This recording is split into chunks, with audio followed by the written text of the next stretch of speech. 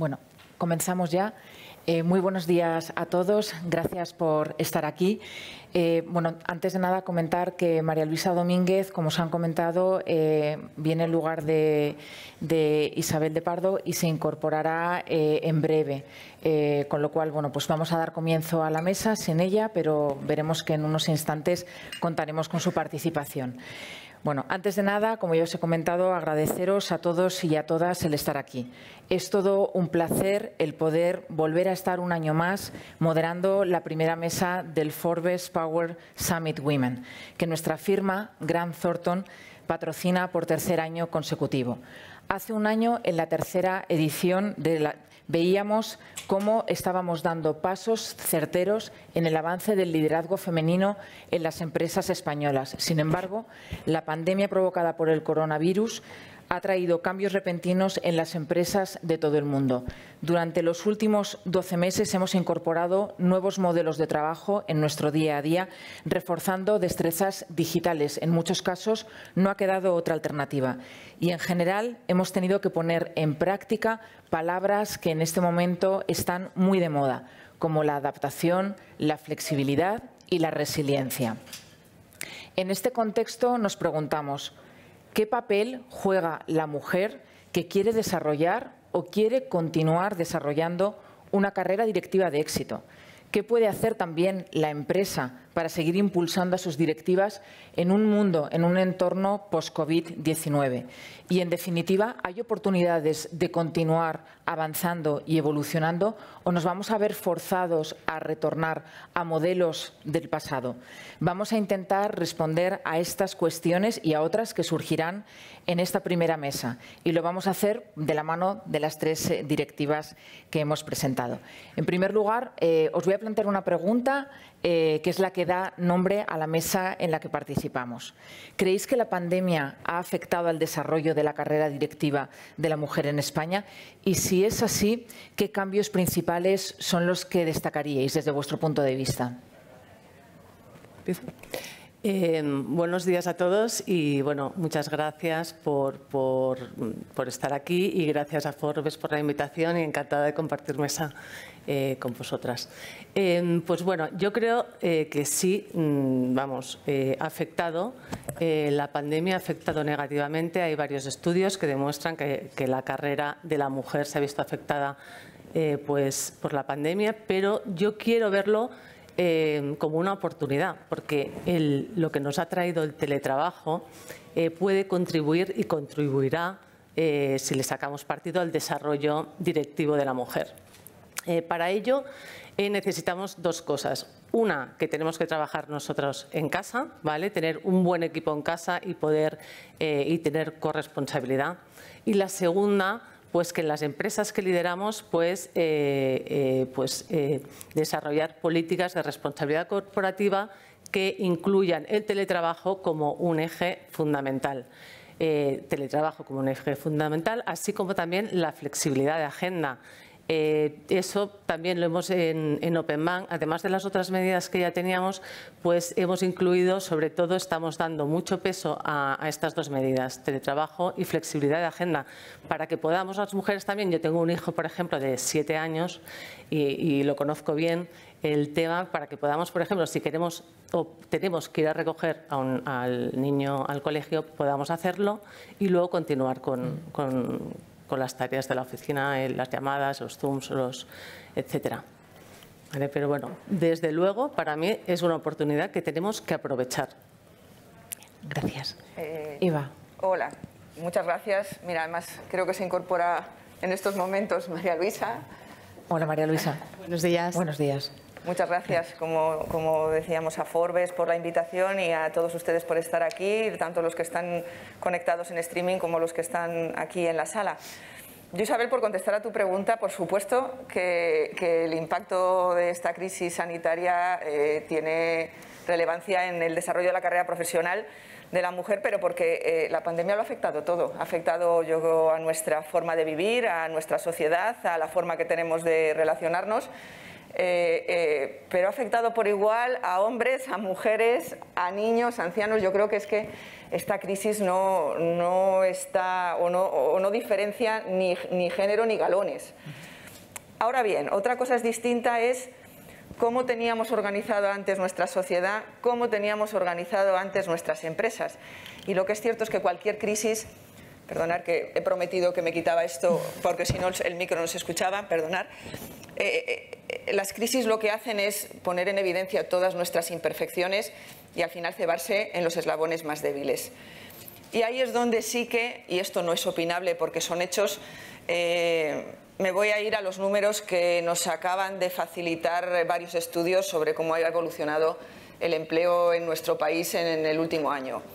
Desde octubre del 2019 hasta junio del año 2020, es decir, el mayor impacto en el empleo de la pandemia, la incidencia entre las mujeres ha sido muchísimo más alto que entre hombres y, sin embargo, en el último trimestre de los que tenemos datos del 2020, en el tercer trimestre, la recuperación del empleo afectó más en positivo al entorno de los hombres que al entorno de las mujeres.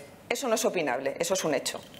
Otro dato que me ha llamado muchísimo la atención es que el 50% del empleo femenino se encuentra circunscrito a 4 sectores fundamentales: comercio, hostelería, sector educativo y sector de servicios sociales. Esos 4 sectores son los más impactados durante la pandemia y donde mayor ha sido o se ha quedado la representatividad de la mujer. Y yo creo que ahí sí que tenemos que hacer una reflexión importante. Para mí, tú preguntabas qué es lo que tenemos que cambiar o dónde puede estar la solución. Para mí está clarísimamente, sobre todo además con esta transformación digital que nos viene sobrevenida y que se ha acelerado, solo hay uno y es en la educación. Lo que tenemos que evitar, bajo todos los conceptos, es que la educación digital necesaria para la transformación de la sociedad y para el nuevo mundo que viene, traiga consigo o siga rezumando ese espíritu de brecha digital que venimos del mundo analógico. Tiene que eliminarla por completo. María Luisa, reformulo la pregunta para... Muy bien. Estábamos comentando si creíais que la pandemia había afectado principalmente de manera más fuerte a las mujeres, ¿no?, en cuanto a el posible desarrollo de sus carreras profesionales, y si es así, ¿qué cambios principales destacarías? Bueno, coincido en términos generales con lo que he escuchado, pero es verdad que también nuestra empresa tiene una particularidad, una empresa de transportes, donde el perfil de las mujeres que estamos en la empresa pues quizá no coincide exactamente con el que ella comentaba, ¿no? Hay ingenieras, arquitectas, en fin, otro tipo de titulaciones. Ha habido una serie de trabajos que han tenido que seguir siendo por esenciales, presenciales.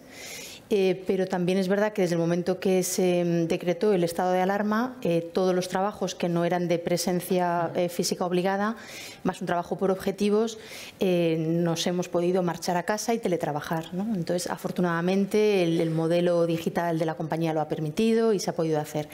Y yo creo que en ese momento es verdad que la mujer que estaba en casa, con los niños al no haber colegios, con una serie de tareas, ha visto esa complicación de tener que ser profesional, madre, maestra, pero también es cierto que el hecho de poder distribuir más su tiempo, pues a lo mejor no estaba conectada en determinadas horas, pero luego completaba la jornada en otras horas, esa flexibilidad.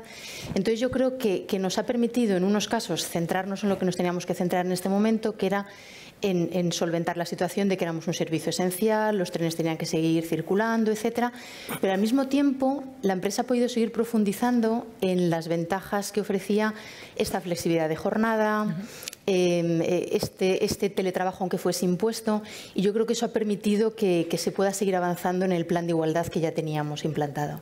La pregunta que os voy a hacer ahora está relacionada con esto que estás comentando. Si esta situación de la pandemia y lo que ha implicado, si ha tenido un impacto en las políticas de diversidad que ya teníais vosotros implantadas en vuestras compañías. Bueno, en mi caso, ya para nosotros la política de diversidad es estratégico ya de antes, es un pilar fundamental dentro de la cultura de Openbank. Y lo que hemos hecho es ampliarla y reforzarla. Lo que hablábamos antes del teletrabajo, con el teletrabajo y también la flexibilidad horaria. Y bueno, nosotros actualmente, comentar también algunos datos, el 54% de los puestos directivos los ocupan mujeres en Openbank, y en el comité de dirección estamos representados 50-50. Y bueno, pues ¿cómo lo hemos hecho y cómo lo hemos impulsado? Pues además teniendo en cuenta que es Openman es digital, es tecnológico, con lo cual los perfiles que buscamos son ingenieros, perfiles de STEM, que en mujeres cuesta mucho más. Pues lo que hemos hecho es, pues la primera política importantísima es la paridad en los procesos de selección. Esperamos a tener el 50% hombres, 50% mujeres para iniciar un proceso de selección, y ahí ya el que sea el mejor candidato, pues por meritocracia es el que sale elegido. En segundo lugar, también miramos la brecha salarial. Periódicamente hacemos revisiones salariales para ver que esa brecha salarial de género no existe. También, bueno, yo estoy muy orgullosa porque impulso el grupo de mujeres de Women at Openman, y ahí lo que garantizamos es la igualdad de oportunidades hombre y mujer. Y también damos visibilidad a mujeres que nos inspiran, referentes. Bueno, hemos tenido con nosotros pues Ana Botín, pues varias personas, ¿no? Cristina Oria, emprendedoras, Charo Izquierdo, etcétera, que nos dan ejemplo y nos inspiran en sus carreras profesionales. Y por último, pues tenemos una colaboración con una escuela de digital que se llama Adalab, y luego mujeres que quieren dar un giro profesional a sus carreras y quieren ir al mundo digital y tecnológico, pues hacen formación con esta escuela, y ya tenemos a siete personas en plantilla, 7 mujeres que vienen de este proyecto. Y bueno, pues eso, simplemente lo que estamos haciendo ya era algo muy importante y estratégico en los valores y en la estrategia de Openman, y lo que hemos hecho es reforzarlo. En nuestro caso, estamos convencidos de que esta crisis sanitaria, y tú lo comentabas antes, por eso estamos hoy aquí hablando del antes y después y cómo está impactando en todas las políticas, entre ellas la que nos acabas de preguntar ahora, que es la política de igualdad. Realmente yo creo que es que esta crisis sanitaria no se puede generalizar en el sentido de que no ha afectado a todos los sectores por igual. Es decir, está muy segmentada por el sector al que perteneces y por el grado de digitalización que tiene la empresa. Yo creo que esto es como si nos hubieran metido en una máquina del tiempo, en una centrifugadora, y que lo que teníamos previsto para dentro de 5 o 10 años nos lo encontramos ahora ya en el tiempo presente. Y esto lo digo en el sentido de que al final Telefónica nos ha encontrado muy preparados, más que nada porque por el propio ADN de la compañía, parte de nuestra obligación es estar diseñando, desarrollando y configurando cómo va a ser esa sociedad digital y cómo teníamos previsto que fuera dentro de ese número de años. Con esto, al final, se nos ve como una compañía que está siendo muy resistente prácticamente a todos los impactos que nos produce la crisis sanitaria, pero esta excepción no se tiene que ver como si no hubiéramos estado ya preparado y que nos viene sobrevenido. Yo ahí comparto o en Telefónica se comparten muchas de las iniciativas que acababa de comentar. Nosotros teníamos ya una estructura y una política de igualdad muy sólida. Al final, en las retribuciones y en los bonos, en las retribuciones variables y en los bonos de la mayor parte de nuestros empleados y directivos, se tienen en cuenta indicadores de sostenibilidad, fundamentalmente uno principal, el número de mujeres directivas que hay dentro de la compañía. Practicamos la ley Rooney, y en todos los procesos de selección, obligatoriamente en la terna finalista tiene que haber obligatoriamente la presencia de una mujer. De los 110.000, 120.000 empleados que tiene ahora mismo Telefónica, ya podemos decir con orgullo que prácticamente el 40% son mujeres, y hay que recordar cuál es el histórico de Telefónica y de dónde proviene, que era en sus años una empresa pública y muy tecnológica. Donde sí tenemos, y yo creo que siempre es importante tener puntos de mejora, quizás en el ámbito directivo todavía estamos en torno al 23-25%, tenemos margen de desarrollo, pero es que yo creo que el futuro que viene ahora no es cuestión ni de ganadores ni de perdedores, sino de la capacidad de aprendizaje, y ahí pues nos van a encontrar los primeros. Muy bien, yo sí, abundando un poquito más en lo que ya adelantaba, efectivamente, como bien decías, nuestro caso es todavía más singular, ¿no? La plantilla de la antigua Renfe, Adif procede de la segregación de la antigua Renfe, procede de un entorno militar. Entonces, realmente el ir incorporando a la mujer a la empresa pues es tarea de hace relativamente pocos años, ¿no? Teniendo en cuenta ese origen, estamos ahora mismo en un 14,6% de mujeres en plantilla. Indudablemente es bajo, pero bueno, luego seguramente tengamos oportunidad de hablar. En parte el gran problema está en la educación, ¿no? Nosotros hay muchos puestos que son operativos, donde el perfil profesional que se está pidiendo a las personas que se incorporen, pues es a lo mejor de una formación profesional técnica. Y el problema y la desgracia es que no hay mujeres estudiando ese tipo de formaciones, ¿no? Y cursando ese tipo de estudios. Entonces, cuando se hace una oferta de empleo público, pues si directamente en ese perfil profesional no hay mujeres, es muy difícil que se puedan incorporar. Sin embargo, en otros perfiles profesionales más, en ingeniería, por supuesto, abogados, claro, una empresa que tenemos perfiles de todo tipo, sí que la incorporación se ha ido notando, y donde sí que creo que en los últimos años se ha notado ese plan de igualdad y ese esfuerzo por parte de la compañía de poner en valor los perfiles de las mujeres, es que en estructura de dirección ahora mismo se está del orden de un 22% de mujeres, ¿no? Y además del año 19, que lo terminamos con un 20,5, en el año 2020 ha pasado a ese 22, ¿no? Con lo cual sí se está haciendo un esfuerzo dentro de nuestro plan de igualdad, pues de hacer una base de datos de las mujeres que se van incorporando a la plantilla, de detectar sus potenciales, cómo se les puede además hacer programas específicos de desarrollo profesional. Que la mujer también tenga ganas de entrar en estructura de dirección y de adquirir esas competencias y esa responsabilidad, ¿no? Entonces, yo sí que pienso que a pesar del contexto complejo, se ha seguido trabajando en paralelo, entendiendo que era un año o que iba a ser un periodo, el de la pandemia, complejo, pero que no podíamos abandonar estos temas, aunque tuviéramos que priorizar, lógicamente, otros, ¿no? Relacionados con la salud y con la movilidad. Escuchándoos, es evidente que las empresas que vosotras representáis no han abandonado para nada las políticas, sino que todo lo contrario, es absolutamente consciente de la situación y de lo que puede entrañar, ¿no?, la crisis del coronavirus en el desarrollo de la carrera profesional de las mujeres, y que se ha tomado como pilar fundamental y como eje estratégico dentro de las políticas implantadas. Bueno, la verdad es que me siento muy positiva al escucharos, ¿no?, porque el riesgo y lo que podíamos pensar precisamente al inicio de esta crisis era si iba a ser todo lo contrario, ¿no?, si las empresas iban a abandonar estas políticas en pos de centrarse, pues, en aspectos que podían ser más prioritarios en un momento determinado.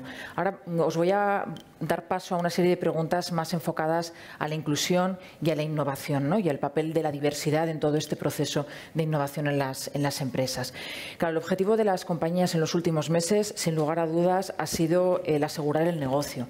Pero las empresas españolas deben continuar o volver, ¿no?, a la agenda habitual que tenían anteriormente, donde los ejes clave en los que se estaban trabajando eran transformación digital, incrementar la productividad, procesos de incremento o de procesos de inicio de internacionalización y adopción de nuevas maneras de competir. En definitiva, uno de los ejes básicos de las empresas también era el ser más innovadoras, y para ello, para lograr un verdadero ambiente innovador, es necesario contar con el mejor talento, ¿no? Y dentro de ese talento forman parte hombres y mujeres. ¿Creéis que se puede innovar sin inclusión? A ver, yo creo que innovar es un proceso que implica un cambio que es sostenible tanto en la economía como en las empresas, como en la sociedad. Quiero hacer también un comentario básico general, que yo creo que si nos olvidamos del 50% de la población, nos olvidamos de una parte del mejor talento, porque en los procesos mismos de selección, si no tenemos mitad hombres, mitad mujeres, pues solo tendremos el mejor talento de los hombres, con lo cual nos estamos dejando al otro 50%. Pero aquí, en este punto, quiero hablar de la diversidad y de la inclusión, no solo de género, sino en el sentido amplio, en el tema de innovación. Para hacer posible este cambio, yo creo que si tenemos perfiles que todos son iguales, ese cambio no va a ocurrir. Nos perdemos la riqueza de los distintos puntos de vista, con distintos ángulos, nos perdemos la creatividad que aporta toda la diversidad. Pero no solo eso de género, también a nivel internacional, en Open Bank ya tenemos más de 27 27 nacionalidades dentro de la plantilla, y también a nivel de skills, o sea, que mezclemos los skills. También trabajamos mucho en Agile, que quiere decir que mezclamos, no estamos en silos, sino que en un proyecto está quien tiene que estar, ¿vale?, para tomar las decisiones y que vaya adelante. Pues en un proyecto tenemos la persona de negocio, la persona de tecnología, la persona de legal, la persona, o sea, todos las personas necesarias para que eso fluya y ese proyecto y esa innovación ocurra, ¿vale? Incluso no solo a nivel de las reuniones, sino es que incluso nos sentamos por proyectos mezclados, ¿no? ¿Vale? No por departamentos, de departamento de tecnología y departamento de negocios, sino mezclamos por proyecto. O sea que yo creo que la innovación, cuanta más diversidad, cuanta más inclusión, pues mejor.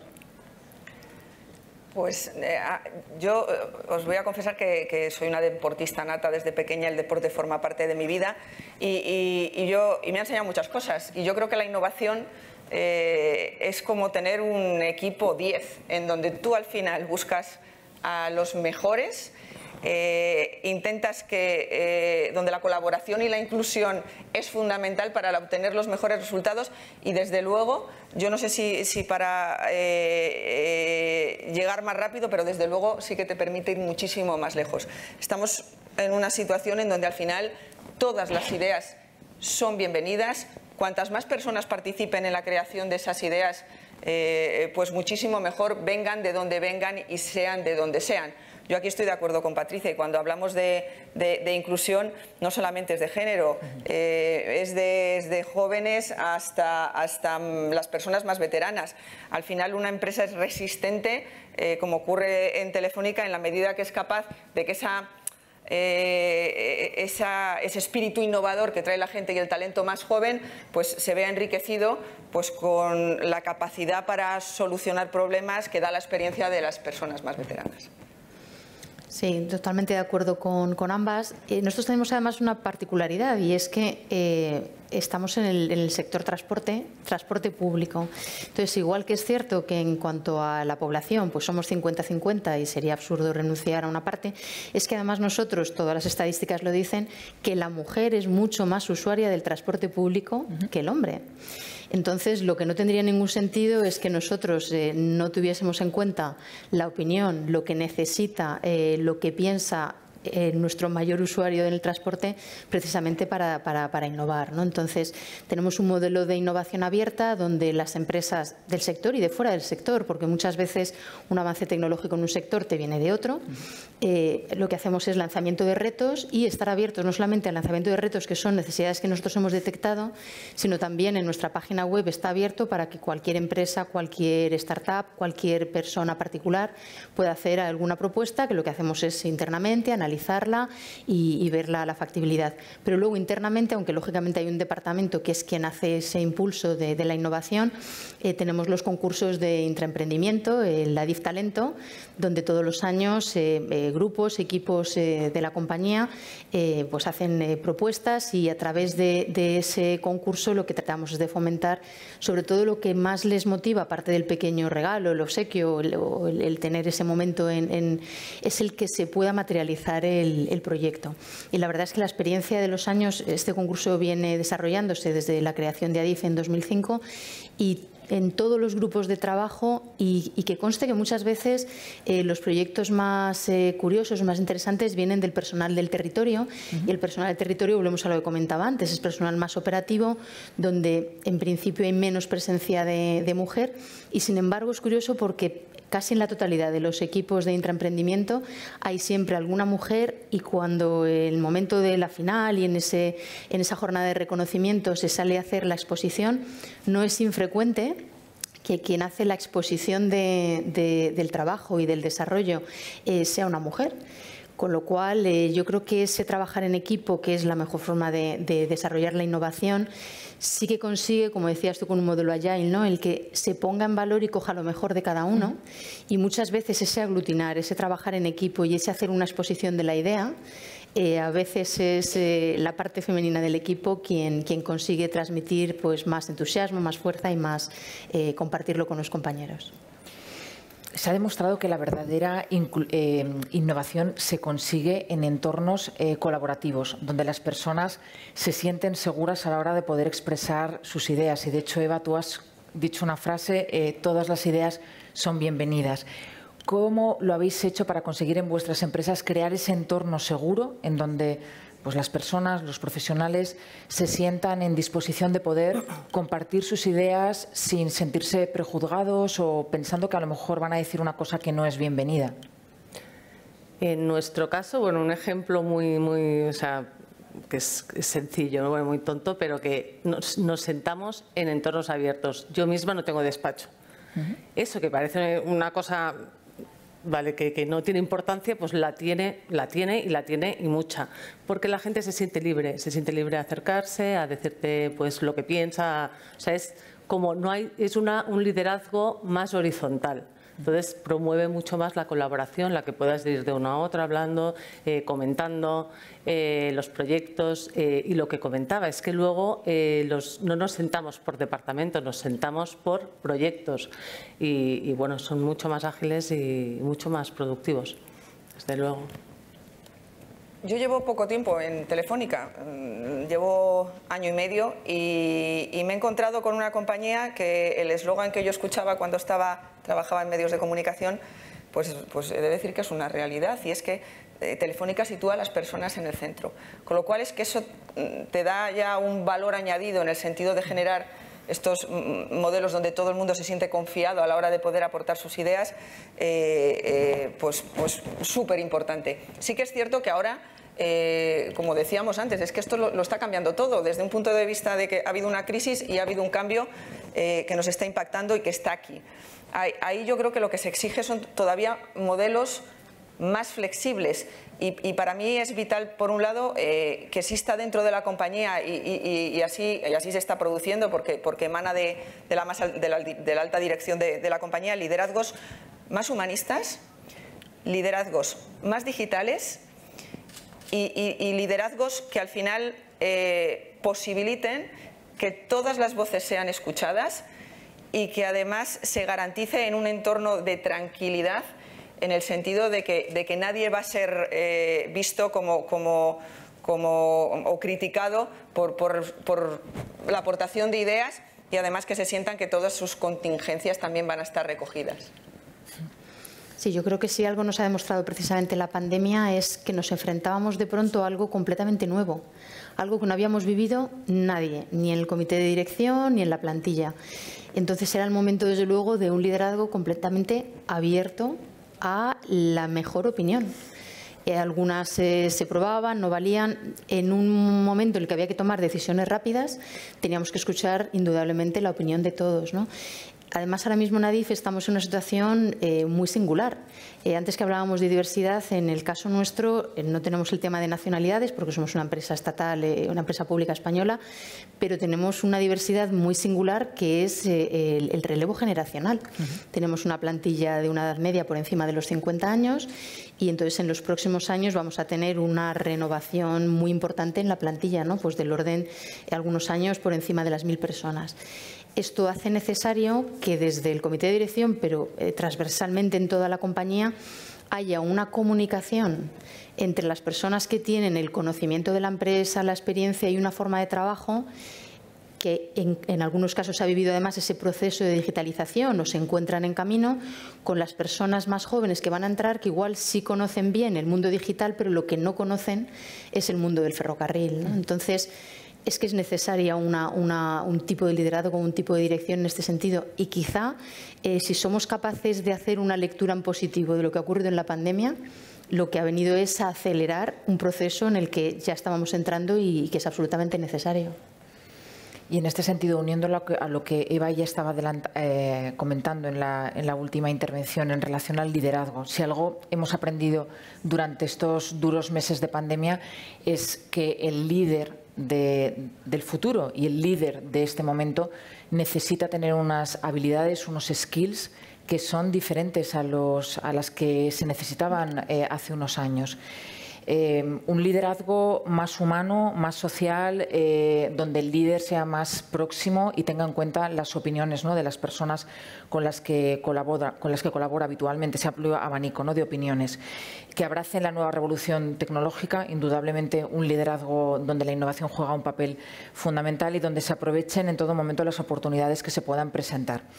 ¿Creéis que la pandemia exige realmente un nuevo estilo de liderazgo y cómo entendéis que debería ser este nuevo líder actual y del futuro? A ver, yo creo que hay un ejemplo muy claro que ha ocurrido durante la pandemia.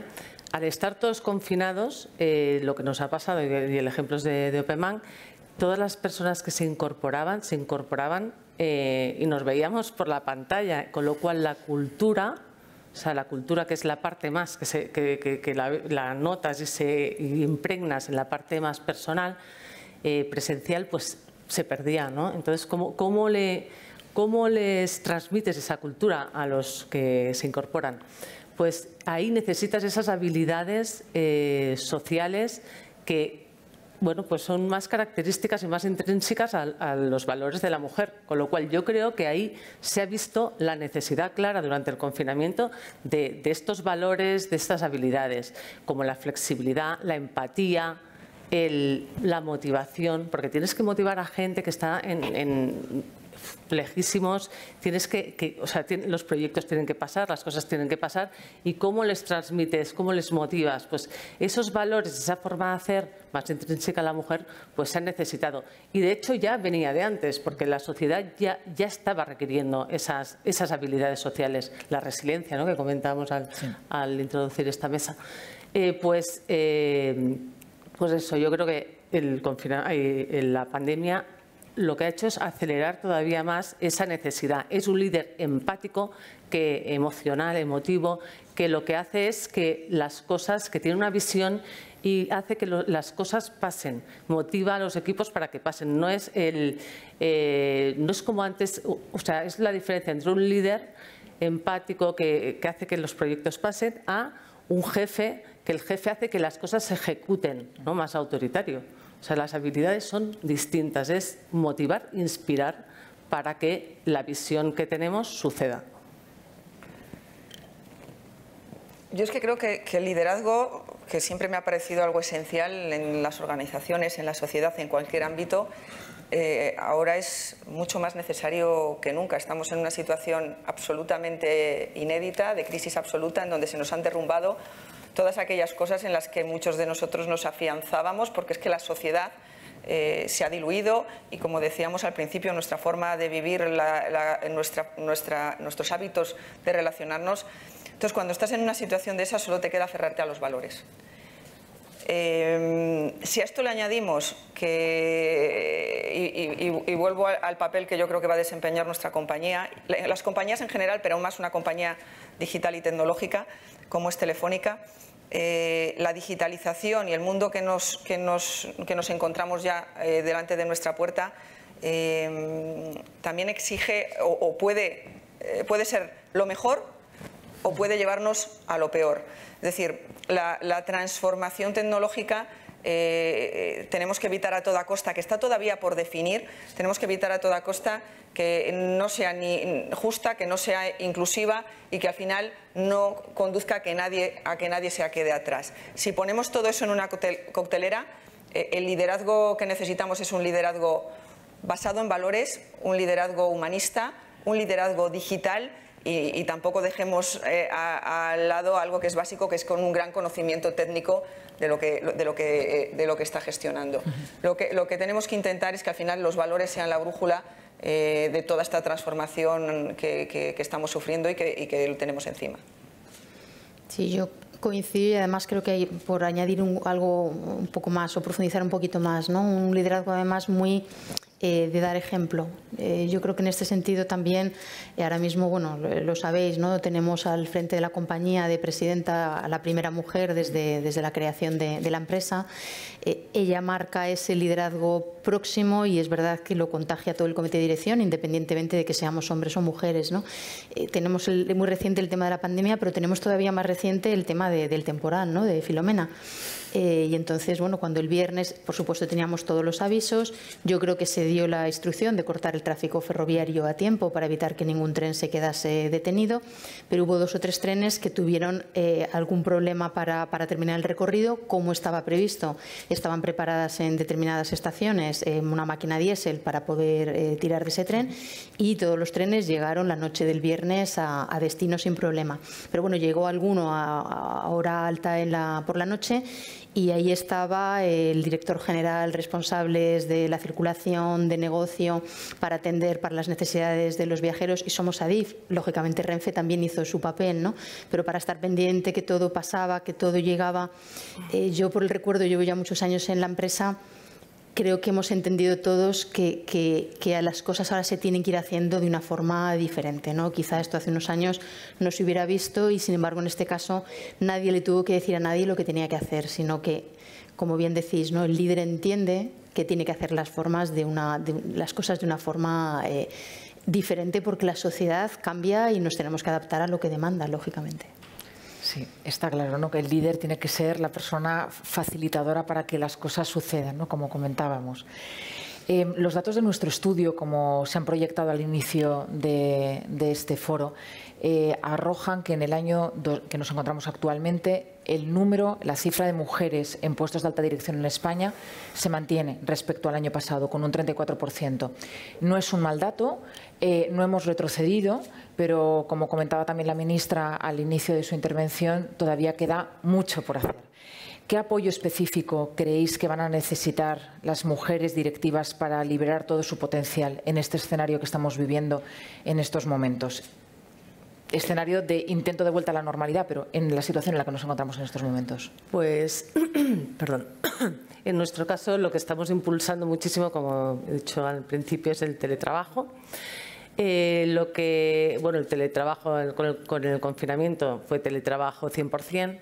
Pero actualmente estamos adoptando un modelo híbrido, ¿vale?, que creemos que es el modelo pues que nos funciona mejor en nuestro modelo, que es en nuestro negocio, que es un banco digital.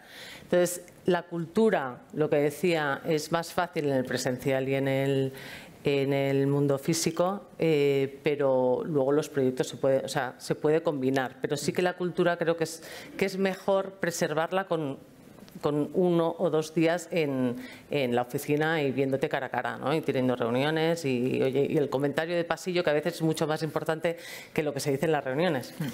Pero bueno, luego hay otro factor, o sea, tenemos medidas de ese tipo, que es el teletrabajo y la flexibilidad horaria, y por ejemplo en el confinamiento lo que hacíamos es no enviar mails más tarde de una cierta hora, porque si no luego es que no se acaba nunca la jornada laboral. Y así permitir también conciliar. O sea, el teletrabajo lo que permite es conciliar y que la mujer pueda desarrollar su carrera profesional. Pero luego hay la parte de una misma, ¿no? La mujer tiene que querer, tiene que si quiere un ascenso, tiene que decir, oye, yo quiero eso, ¿sabes? Tiene que tener, no esperar ahí sentada, oye, que me vengan las oportunidades. Tenemos que pedirlo y tenemos que formarnos y tenemos que ir a por todas. O sea, querer es poder.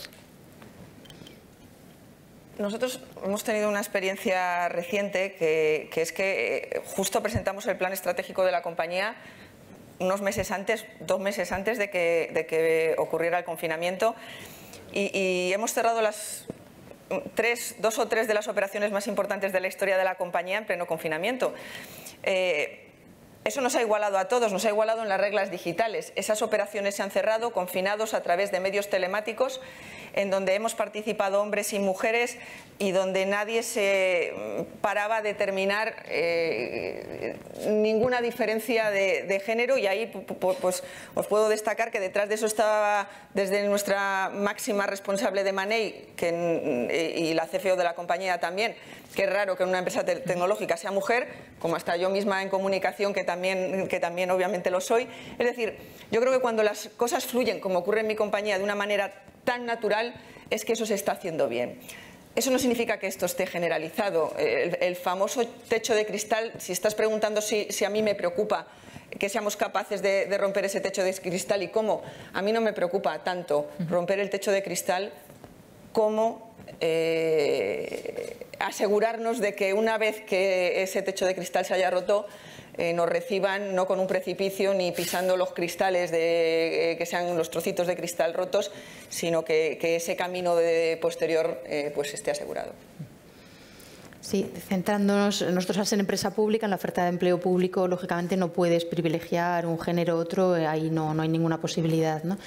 Pero sí que es cierto, como bien decías, que la mujer tiene que querer llegar a un puesto de responsabilidad, ¿no? Entonces, el trabajo que nosotros hemos detectado y que llevamos una edición del programa, ahora os lo cuento, y que creemos que puede funcionar muy bien, es el acompañar a esa mujer que se acaba de incorporar en la empresa, que todavía no sabe cuál va a ser su carrera profesional, acompañarle y ayudarle para que cuando llegue el momento en el que se sienta preparada, dé ese paso al frente para postularse para un puesto directivo, ¿no? Que esto es importante. Entonces, firmamos un protocolo de colaboración con la Real Academia de la Ingeniería. Como digamos, uno de los perfiles que más preocupa, porque hay carencia en el mercado, son los perfiles STEM. Aunque este año que vamos a empezar la segunda edición estamos planteando la posibilidad de poder abrir un poco el escenario y que puedan entrar otros perfiles profesionales, pero hemos tenido una primera experiencia de un programa In Company de mentorización. La Real Academia de la Ingeniería tiene el programa Mujer Ingeniería, que lo hace a nivel de las comunidades autónomas, una mentoría a jóvenes o bien que están terminando la carrera o bien que acaban de terminarla. Y ellas, a su vez, yo creo que es la parte más chula, más bonita, pero al mismo tiempo más efectiva del programa, es que esas jóvenes se comprometen a su vez a ir a los institutos, a los colegios, para trabajar con niños y niñas en general, porque es verdad que la vocación STEM está fallando también en los hombres, pero bueno, trabajar en grupos que sean mixtos, donde necesariamente haya niñas también, y hacer proyectos tecnológicos que este año están reinventándose un poco como no se puede hacer de manera física, ¿no? Entonces, con la ayuda de la Real Academia se ha puesto este programa. Es muy curioso porque los mentores, era voluntario, pueden ser hombres y mujeres, y ha habido para gran satisfacción muchos hombres que han estado en esas mentorías. Ya digo que hemos hecho una edición, creo que ha sido bastante exitoso porque, de hecho, al terminar el primer programa, muchas mujeres que estaban a lo mejor en una zona de confort cómodas, pues con condiciones de conciliación. Es verdad que la empresa, como decía antes, tiene muy buenas condiciones, pero bueno, sin quererse complicar la vida, esto les ha servido un poco de revulsivo, de tomar conciencia de sus capacidades y de pronto decir, oye, es que estoy aquí, creo que me va llegando el momento, me quiero empezar a postular, ¿no? Entonces, creemos que es un programa que está funcionando.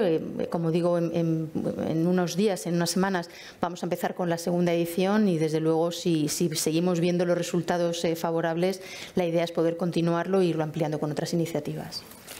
Ya para ir terminando, os quiero lanzar una pregunta más personal. Tenemos a muchas mujeres y a muchos hombres que aquí presentes, pero otros muchos que están siguiéndonos pues a través de diversas plataformas. Me gustaría que nos dijerais qué recomendaríais, cuáles serían vuestros tips para aquellas mujeres que comienzan a desarrollar su carrera profesional o para aquellas que están en proceso de desarrollo de una carrera profesional con un objetivo de éxito, ¿no?, en el futuro.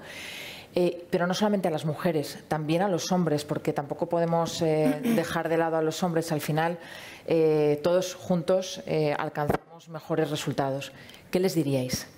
Primero, romper estereotipos, ¿no? En el tema de la carrera. Cuando eliges una carrera, muchas veces dice, ingeniería es de hombres, o las carreras de STEM son más para hombres y las mujeres que no pueden. Romper este estereotipo.